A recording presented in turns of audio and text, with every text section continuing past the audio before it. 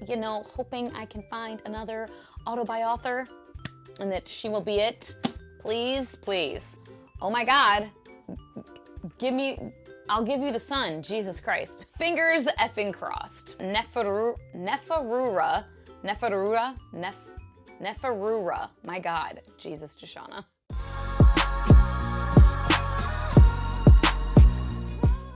Well, hello. Welcome back to my channel. Joshana here to talk about some friggin' books. Books that I am looking forward to that are being published next year, 2024. Last year I did this in 2 videos. I did like a tier 1 and then tier 2 and 3 of like my most anticipated as tier 1 and then kind of my, I'm kind of interested. But I don't have as many this year, so I'm just gonna do this in one video. And as per usual, I'm sure I will record and publish this video and then see other people talking about anticipated releases, and I will find more to add to my list, because that always happens. But for now, these are the ones I have. I will do it in sections still of most anticipated, like tier 1, and then the rest of them. And most of my tier 1 anticipated releases are sequels of series that I am loving. I think definitely my most anticipated book next year, if I had to pick just one that I'm like fucking jazzed for, it would be The Ending Fire by Sara El Arifi. This book is due to be published on August 1st currently. This can always change as well when it's this early. This is book 3, the final book of the Ending Fire trilogy. This is adult fantasy in an African-inspired world. In the first book, we get introduced to 3 different characters, and we have sapphic representation, we have trans representation, bisexual as well as lesbian, queer representation all the way around. And the basic premise in the first book, we start off with this world that has, this kingdom that has a caste system based on blood color. Red blood at the top, then blue colored blood, and then clear blood at the very bottom. They are the lowest of the low. And the red bloods run shit, they run the government and everything, they have absolutely the most power. And they can do blood work, where they can take their own blood in small amounts and draw runes with their blood to make things move and do different things. And things go from there. That's kind of the general synopsis I usually give. I have just been loving this series. Oh my God. Like the first book, The Final Strife, I think was my favorite book the year I read it. I've read it twice now. And then The Battle Drum, I've only read the one time, but freaking loved it. And I'm really hoping that we stick the landing. The Final Strife was Sara El Arifi's debut. So this is her first like ending of a series. So you never know how an author is going to do it. I'm holding out hope, because for me personally, the middle book did not feel like middle book syndrome or anything. I thoroughly enjoyed that as well, 5 stars. So really hoping. I'm hoping it's at least 4 stars, the final book. Because it's a finale, I'm kind of trying to temper my expectations, but all the fingers crossed. The next one that I am most excited for is one that does not have a publication date, so I'm kind of hoping it's coming out next year. I'm pretty sure it is. I'm not positive though, but that is The Lotus Empire by Tasha Suri, another finale to a trilogy that I have been really loving. The Jasmine Throne and Oleander Sword being books 1 and 2. This is another one with 3 kind of main characters we follow, 3 women, and there's 1 on each cover so far. So I'm again just really hoping we stick the landing here. It's another situation of don't know how this is gonna go, and I just really hope it's great. This is an kind of Indian-inspired world. And we have this world where we have like nature magic, elemental magic, like plant magic, but then also this illness where plants start to like grow out of people's bodies. So there's a little bit of body horror. And that one's kind of dark. I mean, they're both kind of dark. That one's a little more dark and like somber and serious. We have more sapphic representation here and just badass women. The premise of the first one is we have this temple where there's this emperor who sucks and he burns women, and he was going to burn his sister for something, and she said, I'll go to this prison, and it's this temple, and there is someone who was like a priestess at this temple, basically, and they meet, and then there's another woman, the third one, who is wife to like a governor type of character of the place where the temple is, and things happen. These next few are all ones that I'm very much anticipating, but do not actually know at all if they're coming out next year. With the Lotus Empire, I don't know, but I think so. I'm pretty sure I've heard people say that. I think Angela told me that. I'm pretty sure. And like the title has been revealed. The cover I don't think has been revealed yet, but like the title has been, so I'm fairly certain it is indeed coming out next year. These other ones don't have titles yet, so I'm really, really unsure. This one, Amina, The Adventures of Amina Al-Sarafi, #2 by Shannon Chakraborty. Another adult fantasy. This is like a Middle Eastern pirate kind of thing. It's set in the same world as the Daevabad trilogy, just in a completely different century. There's that, and we're following an aged ex-pirate lady who was just a total badass, and she's trying to live out her life peacefully. Things ensue where she's got to get her group back together and go help someone. But yeah, I don't know if that's actually coming out next year. I would assume so. So, not totally sure on that one. And then another one that I'm really, really not sure on, because between books 1 and 2, it was like 2 or 3 years? I think book 1, wait, was it? Okay, book 1 came out in 2021, and then book 2 just came out in November or December of 2023. So this one I really am not totally sure. And that is #3 of the Nameless Republic series by Suyi Davies Okungbawa. Yeah, book 1 being Son of the Storm, book 2 being Warrior of the Wind, which I am currently reading. If book 3 is coming out next year, very much anticipating that. That will be, I believe it's going to be a trilogy, I'm pretty sure. So we'll see. And then this next one, I would assume it is self-published, indie author, and that is Mages of the Wheel series, book #4 by J.D. Evans. This is romance, fantasy romance. It's pretty, to me, it's like a 50-50 blend. And we have elemental magic, trying to bring together Mages of the Wheel to create a full circle to help this kingdom out. So very much enjoying that series. I assume there is going to be book 4 next year, but not 100% sure. I did not find it confirmed anywhere by the author. Another one that I'm looking forward to, and I actually have a NetGalley e-arc, and it's a shorter one. I think it's like 208 pages or something like that. And it is Lost Ark Dreaming by Suyi Davies Okungbawa. This one is due to come out May 21st. I am very much looking forward to this because of being by Suyi Davies Okungbawa, whom I have enjoyed everything I've read of his so far. David Mogo Godhunter, I didn't end up keeping that book because I didn't love it. I didn't like it enough where I felt like I would see myself rereading it ever, but I did still enjoy it, the writing and everything, and I'm enjoying the Nameless Republic series. And there was like a short story I read of his also. I think that's how I initially discovered him, like came across him as an author. So this one is sci-fi, so, you know, not always my jam, but it's a novella and it's an author I'm familiar with, so I'm hoping that I really like it. I'm very excited to check it out though.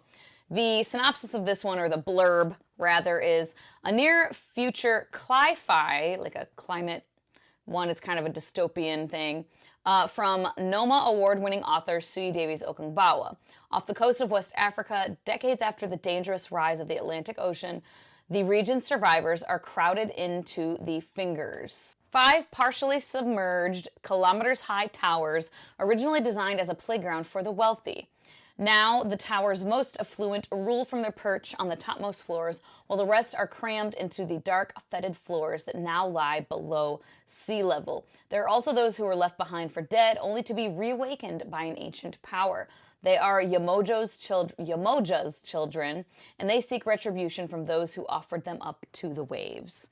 I saw it described as, like, one of the comp titles was The Deep, or Into the Deep. What is that one called? Into the Deep? The Deep. Yeah, The Deep by Rivers Solomon and something else. I don't remember what the other comp title was, but yeah, it just sounds very interesting, and I hope I like it. And then another e-arc that I have a copy of, and it's another novella by an author that I do enjoy, and I've only read one novel by this author, and I've liked his novellas way better than the novel, and that is P. Djeli Clark, The Dead Cattail Assassins novella, and that is scheduled to come out March 12th.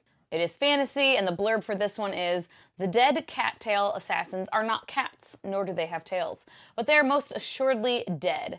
Nebula and Alex Award winner P. Djeli Clark introduces a brand new world and a fantastical city full of gods and assassins. Sounds fucking fun. Sign me up. And then one that I'm looking forward to that is technically being published in January on January 18th, but I have the Goldsboro SFF membership or whatever edition of it that was the December book, and that is Feybound by Sada El Arifi. I guess I could take, well, I'm hoping I love this. I love this cover. I'm gonna leave the plastic on. And holy God, so pretty, so pretty. At any rate, I'm really looking forward to this because Sada El Arifi, I'm loving this other series and just, you know, hoping I can find another author and that she will be it.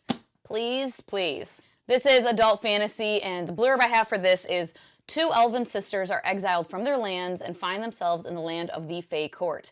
The Fae haven't been seen for a millennium, but now Yirin and Lettel are thrust into their seductive world, torn between their loyalty to each other, their elven homeland, and their hearts. Just please, please, please let me like it. Oh my God, it's so pretty. I can't even stand it. And then this next one is a holdover from last year's list because it was originally going to be published last year, but now it's scheduled for 2024. April 23rd, The Dragon Rider by Taran Matharu. Fantasy, I believe adult fantasy. And my blurb I have here is a tale of dragons and the riders who bond with them, set against the brutal backdrop of an uprising against the Empire. Sounds fun, right? I've never read anything by this author or anything like that, but it just sounds really fun. I just really am hoping this isn't another Dragonfall situation, which I was looking forward to last year, and I think I DNF'd it at like 70% or 60%. Whoopsie daisy. Now on to the tier 2, tier 3. I don't have these necessarily in any kind of order. These are just the rest of them that I am looking forward to and I'm intrigued by, but that are not like gotta read immediately ones like the ones I was just talking about. And I'm gonna go in order of scheduled publication. And so the first one is The Principle of Moments by Esme Jakiemi Pearson, coming on January 18th. And most of these I found via just scanning through NetGalley e-arcs and being like, hey, that cover looks cool. Oh, hey, that synopsis sounds cool. This is the first one in a new series. It is sci-fi, a century-spanning space fantasy, so sci-fantasy, I guess, a novel that will take you on a whirlwind adventure from a Regency-era love affair between a time traveler and the prince waiting for him in the past, to a rescue mission in the 60th century where a girl desperately races against time as she searches for the sister the Emperor stole. Sounds fucking fun, and the cover, it looks so fun, and I really hope I like it. I requested an e-arc of this one. I have not gotten approved for it yet, though. And then another one in January. This one actually was also on my list last year because it was supposed to come out last year, but it is now scheduled for January 23rd of 2024. and that is Womb City by Tlatlo Tsamasi. And this is another sci-fi. I think this one's straight up sci-fi, and it's adult.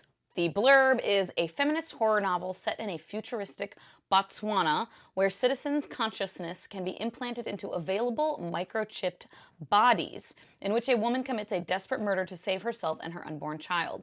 She must prevent the victim's vengeful ghost from killing everyone she loves, even as she must outrun a watchful government that could sacrifice her to preserve the secrets she's unwittingly unearthed. Sounds very intense. And like a movie I would love. We'll see as a book how it goes. The author is from Botswana herself, and yeah, it just sounds like it could be a very unique take on this kind of sci-fi story. Hope I like it. Then in February, one that I'm pretty interested in is Neferura. My God, Jesus, Joshana. By Milena Evans, coming on February 13th. And this one I'm interested in. It's historical because of reading about Hatshepsut. Last year, I read a nonfiction about Hatshepsut, and Neferura is her daughter. So I'm very, very intrigued. And this says, for readers of the Wolf Den and Kaikei, which I DNF'd, but you know, comes the thrilling tale of the forgotten daughter of a legendary Egyptian pharaoh and the path she must take to escape her own dangerous fate. I'm intrigued. I do have an e-arc of this one as well. And another one that I have an e-arc for, another one that is coming on February 13th, is An Education in Malice by S.T. Gibson. This is technically Dowry of Blood #2, but it's not actually relating to those characters from Dowry of Blood. From my understanding, this one is like a reimagining or inspired by Carmilla, whereas Dowry of Blood was reimagining inspired by Dracula. So that's the connection. I'm not really sure why they're calling it like Dowry of Blood #2 when it doesn't seem to be the same characters or anything, but whatever. It's fantasy and it's a little bit shorter.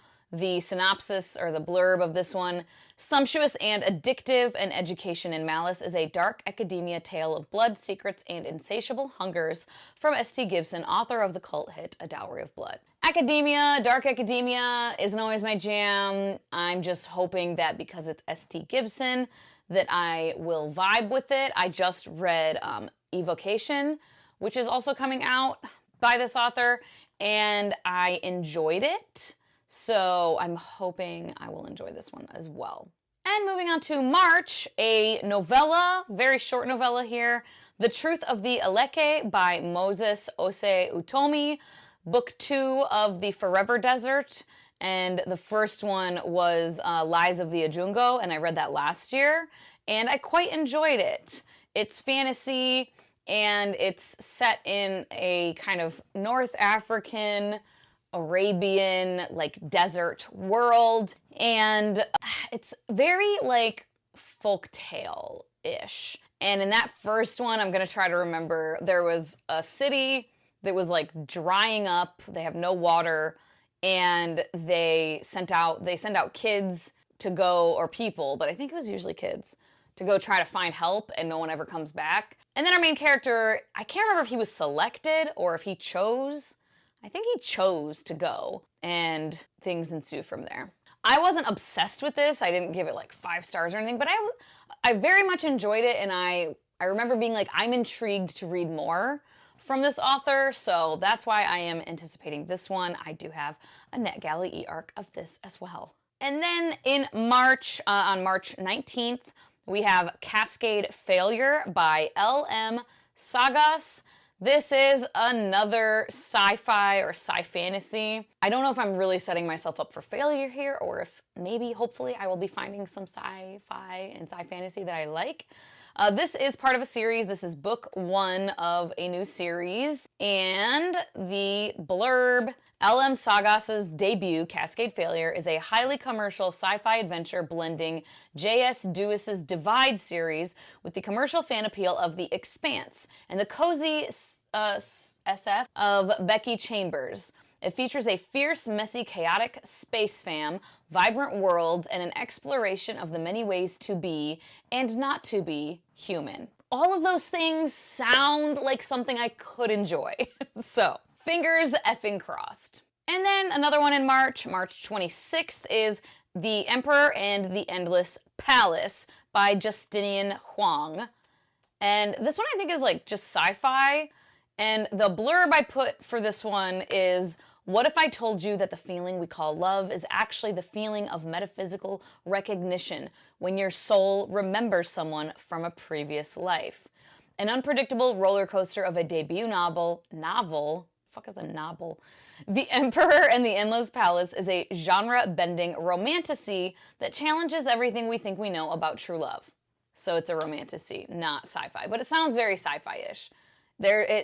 From the actual synopsis, if I remember correctly, it talks like there's like time travel, I think, happening. I am intrigued. It also sounds a little bit like it could be kind of more literary, you know, maybe not. I got rejected for a NetGalley e-arc of that one. Bummer times. And then in April, on April 23rd, The Wings Upon Her Back by Samantha Mills. This one I do not believe is part of a series or anything.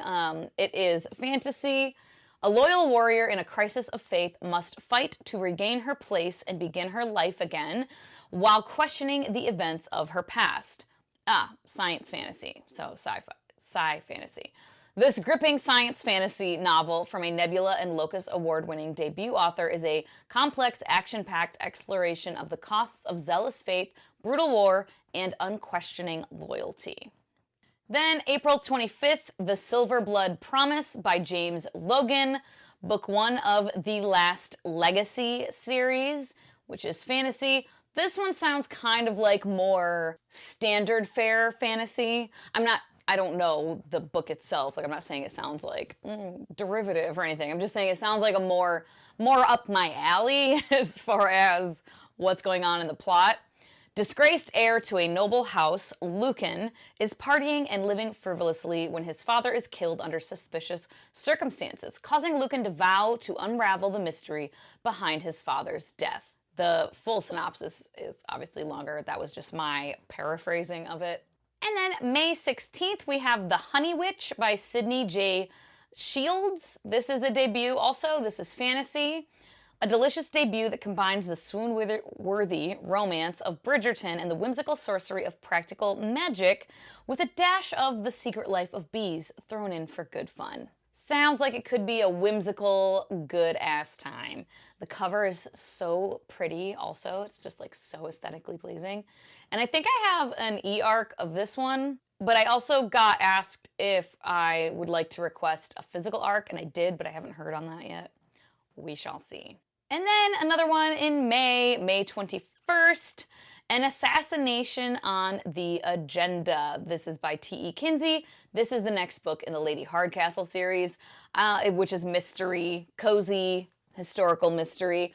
I'm not caught up with the series, so I'm like looking forward to this one, but I'm only on book 5, I think is the next one I need to read. Oh no, book 6. Yeah, I've read the first 5. And that's number 11 in the series. But I am still looking forward to it. I like that series. And then in July, on July 2nd, we have Masquerade by O.O. Sangoyomi. And this is fantasy, and I saw, who did I see talking about this because I hadn't heard of it. And I went and I did request an e-arc of it because I saw one. I want to find out and remember who I saw talking about this.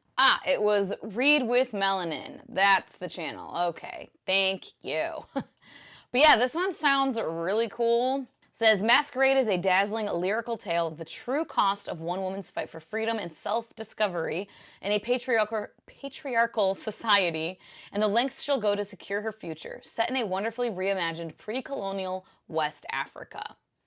Sounds freaking cool. And then July 16th, we have The West Passage by Jared Pechacek. I don't know the accent on the C. I'm not sure how that's said. I suck at life. And this, I believe, is fantasy. I don't know if it's a series. I don't think so, but a palace the size of a city, ruled by giant ladies of unknowable eldritch origin. A land left to slow decay, drowning in the debris of generations. All this and more awaits you within the West Passage, a delightfully mysterious and intriguingly weird medieval fantasy unlike anything you've read before. Sure. And then another one that I'm not sure when it's coming out, but I would actually think it would be June because the other two books came out on Juneteenth. But it's been pushed back a little bit, and I apologize, Antoine, because I abandoned all Discord servers like last year or the year before, so I probably could find out more details if I would go look in the Discord server. But it's The Hero's Equinox by Antoine Bondelet, book 3 of the T.J. Young and the Orishas young adult series that I really, really enjoy. It is fantasy. It's contemporary fantasy. We have Orisha magic. We have kids going to, in the first book, they're going to like a summer camp for magic wielders. And then in the second one, they're going to school, like a college, I think college or high school. I don't know, some kind of educational place for magic users. And that is in Nigeria. And the third one, I'm not totally sure what the premise is, but that's the idea of the series. And I just have been really enjoying it. So I am looking forward to that. I just am not sure when it's coming out. And that is all for now. There's other books that I'm like, oh yeah, like that are on my TBR that I've marked as like to read that are coming out next year. But these are the ones that I'm like really wanting to keep an eye on and not forget about. So we'll see how many of them I can get to. Very quickly, I will go over the 2023 anticipated releases and like how I did there and which ones like I didn't get to. I did actually do pretty well. I had, I think, 36? There ended up being 24, actually, because several of them got pushed back, and I had put, you know, Winds of Winter, LOL, on the list, but, like, kind of knowing full well that wasn't gonna happen.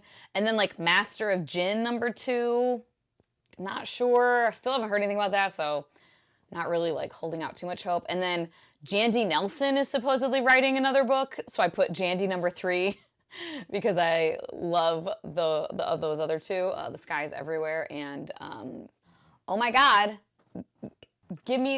I'll give you the sun, Jesus Christ, blanked out. But those ones just don't know anything about. And then there was a few other ones that were originally either going to come out last year or this year, 2023. Or I thought they were, and then they ended up not. So actually ended up being 24 that did come out this year in 2023. I ended up pre-ordering 8 of them. I ended up reading 12, so 50%.